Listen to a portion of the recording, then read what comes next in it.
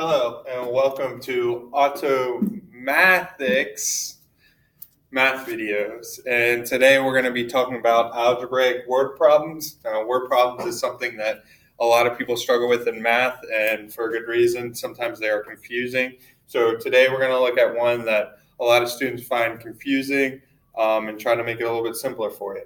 So the problem is that we have three consecutive even numbers, okay?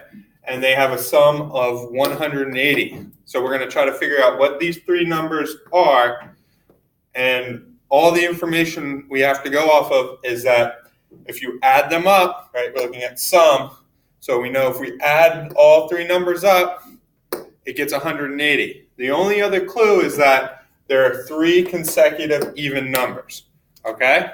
So we know that they equal 180. So we'll start with that.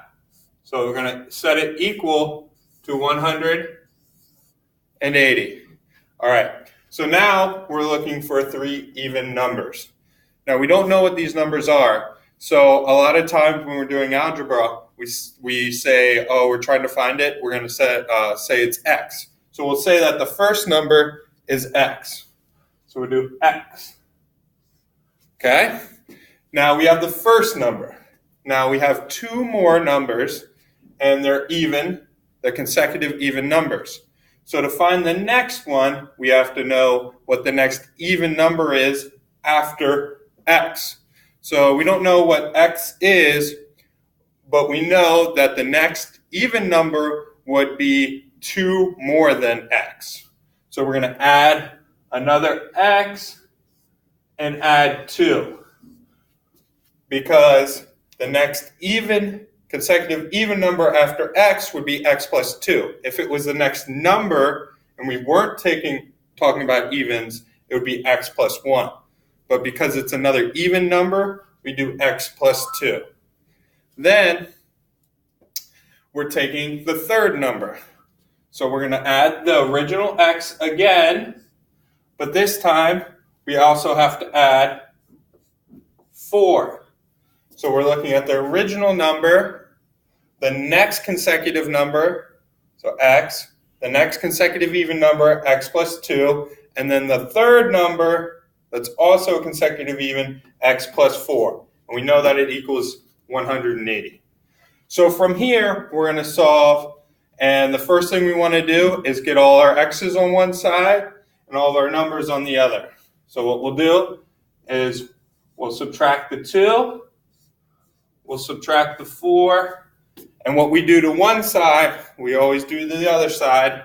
So we'll subtract a 2 and a 4, which makes 6. So we're going to subtract a 6, and then we have x plus x plus x equals 174. Okay. So now we're getting closer. Now we have x plus x plus x equals 174. So an easier way to write x plus x plus x is 3x, right? So we're going to come up over here. There we go. 3x, and we still have it set to 174. Okay?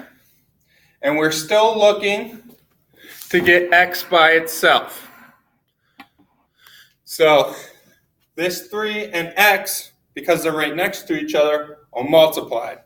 So to get this by itself, we're going to divide it. And what we do to one side, we always do to the other. And then